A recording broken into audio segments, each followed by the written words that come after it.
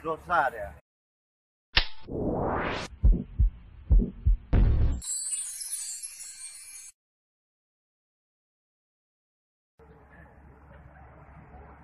Bapak Ibu hadirin yang berbahagia, saat ini pemerintah sedang menjalankan berbagai agenda penting untuk mewujudkan Indonesia maju. Pembangunan infrastruktur yang terus akan kita lanjutkan, pembangunan sumber daya manusia, penyederhanaan regulasi yang nanti akan kita lihat bersama setelah ada Omnibus Law, kemudian reformasi birokrasi, transformasi ekonomi, yaitu hilirisasi dan industrialisasi, dan juga yang terakhir pemindahan ibu kota negara. Saya ingin masuk ke urusan pemindahan ibu kota negara. Pemerintah sangat serius dalam rangka percepatan pindahnya ibu kota. Ibu kota yang membawa teknologi terbaik, inovasi terbaik, dan sistem kerja yang baik. Pemindahan ibu kota negara yang akan menunjukkan keunggulan kita sebagai bangsa, karena tidak sekedar memindahkan gedung, tidak. Bukan hanya memindahkan kantor, bukan hanya memindahkan lokasi, bukan memindahkan orang, bukan. Karena kita ingin menginstall sebuah sistem, sehingga terjadi perubahan-perubahan nantinya. Pindah pola pikir, pindah pola kerja, pindah kecepatan dalam kita bekerja.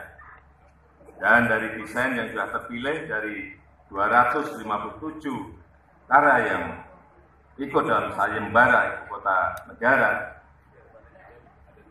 kita akan menerapkan gaya hidup perkotaan abad 21 yang rendah karbon, yang peduli pada lingkungan.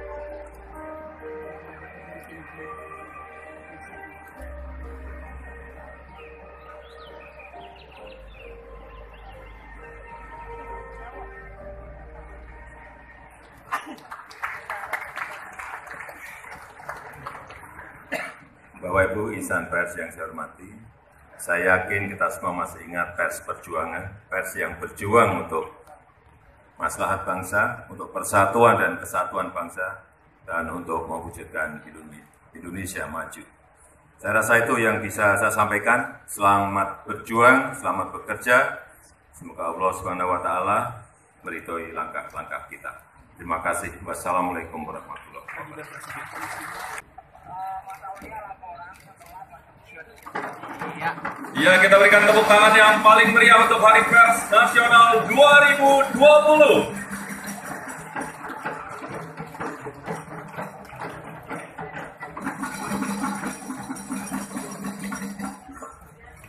Baik, terima kasih. Sekali lagi kita berikan tepuk tangan yang paling meriah untuk Hari Pers 2020. Dan kami persilahkan kepada Presiden Republik Indonesia beserta para pejabat yang mendampingi berkenan untuk kembali ke tempat.